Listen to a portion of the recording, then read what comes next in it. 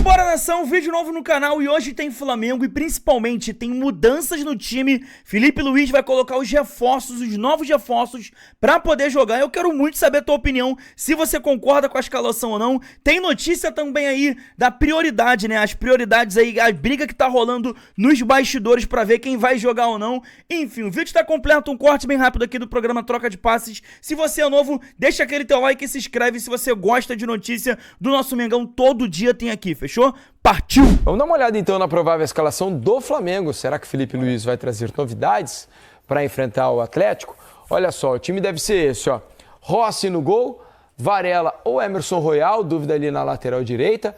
Léo Ortiz e Léo Pereira na zaga, né? Porque também não tem muita gente, né? O Danilo tá fora machucado, né? E aí a outra opção é o Cleiton, né? Um garoto da base. Ayrton Lucas na lateral esquerda. Alan, Jorginho, Arrascaeta, Plata, Pedro, Samuel Lino. O campinho tá meio desfigurado e houve um problema com o treinador antes do jogo e ele acabou escalando de uma maneira diferente. A base é Jorginho e Alan. Isso. Jorginho e Alan por dentro, como dois volantes. O Plata vai partir da ponta direita, Samuel Lino da esquerda, Arrascaeta é o 10 e o Pedro o centroavante. É isso aí. Como é que é? Ah, sem dúvida, vamos ouvir o Richard Souza, né? Porque o Flamengo já está em Belo Horizonte e o Richard acompanhou a chegada e traz informações pra gente. Fala, Richard!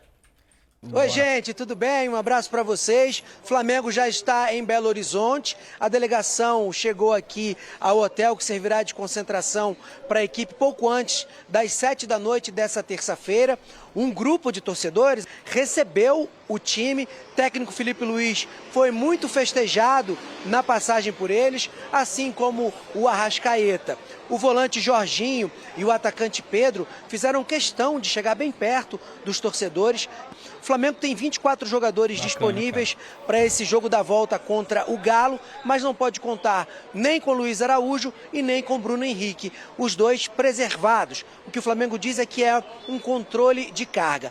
O Arrascaeta está disponível, então dá para a gente pensar, por exemplo, no meio-campo com Alan, Jorginho e Arrascaeta. Seria o mais próximo do meio-campo titular do Flamengo neste momento. Na linha de frente, a gente pode imaginar o Plata fazendo ali a função do Luiz Araújo pelo lado direito, com o Samuel Lino do lado esquerdo. Samuel Lino, que estreou contra o Galo no jogo de ida, foi muito bem também contra o Ceará. E lá na frente, o Pedro, que está de volta depois de cumprir suspensão pelo Campeonato Brasileiro. O Flamengo tem que vencer. Por um gol de diferença, leva para os pênaltis. 2 ou mais gols, fica com a vaga para as quartas de final. Tchau, tchau, gente. Valeu, Richard. Obrigado pelas informações. Você viu ali que ali apareceu o campinho certinho, né? Quem fez o campinho aqui antes tinha sido o auxiliar técnico, né, do Felipe Luiz. E aí agora o Felipe chegou, opa, vamos colocar ordem na casa. Aí botou o campinho como ele realmente é, tá bom? Com Alan, Jorginho, Arrascaeta, Plata na direita, Samuel Lino na esquerda e Pedro na frente. Ô, Mansur, para quem tinha dúvidas sobre o que seria esse Flamengo contra o Atlético, se poderia poupar jogadores pensando no Campeonato Brasileiro, aparentemente o Flamengo está indo com força máxima, com tudo que tem, para tentar conquistar essa vaga, né? Nada de poupar como fez no primeiro jogo. Nem poupou tanto assim no primeiro jogo. Não, mas é Bruno Henrique no primeiro jogo, Arrascaeta, né? Jorginho e Arrascaeta. Bruno Henrique jogou? O primeiro jogo... Não, né? O Bruno acho que também não joga. Não, acho que nem entrou no primeiro jogo. O Bruno Henrique... isso aí, ficou no banco e não entrou. Tem razão.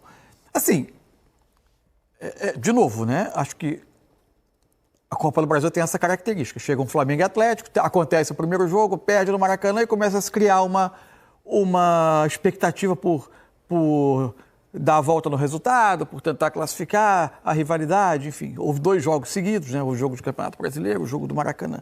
Eu tenho algumas dúvidas, de fato. Se a prioridade é o Campeonato Brasileiro, por exemplo, o Jorginho está suspenso para o jogo do Mirassol no fim de semana. Isso. Então, vai jogar, né? Ok, eu acho natural.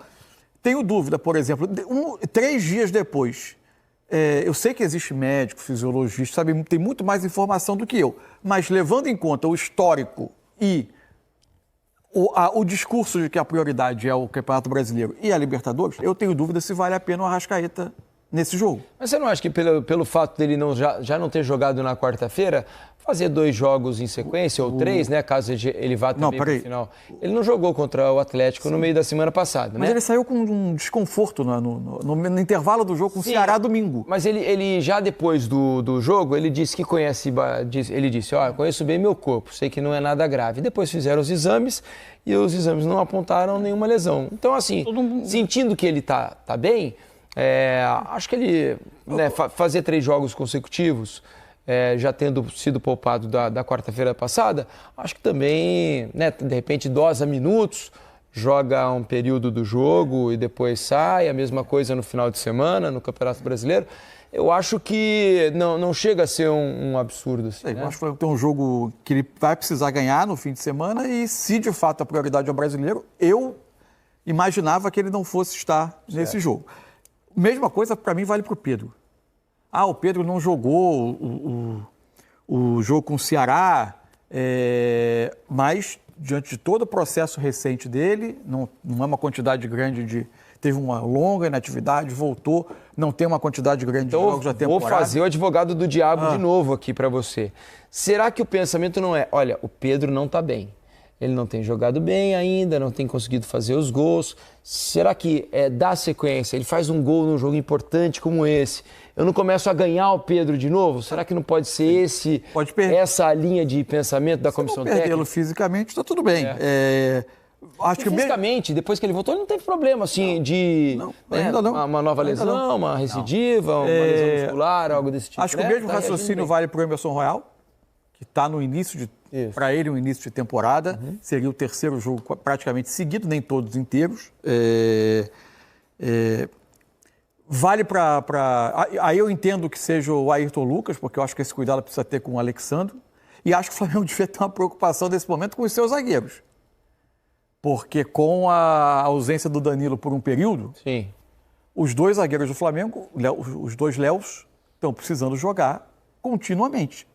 Né? Porque a outra alternativa, o Cleiton, um jogador bem menos testado, com menos minutos em campo, talvez fosse um jogo para dar ele esses minutos. É que, na verdade, os zagueiros, ele também, do jeito que joga o Flamengo, saudável, o jeito que eles são, né, cara? Às vezes os zagueiros, eles conseguem fazer uma sequência de jogo um pouco maior. Porém, percorre menos distâncias, uma distância menor ao longo do jogo. Domina realmente muito mais. Porém, você vai jogar no contra-ataque desse jeito e você perde algumas bolas, você tem que fazer piques de 30, 40 metros. Se você fizer isso 5 ou 10 vezes no jogo, ele tem diferença e a gente não sabe o que o jogo vai acabar oferecendo. Mas é duro você não contar com esses 2 zagueiros, né? O risco né? De toda maneira, é prioridade maior ou menor, eu não sei, mas é muito difícil você não contar com eles.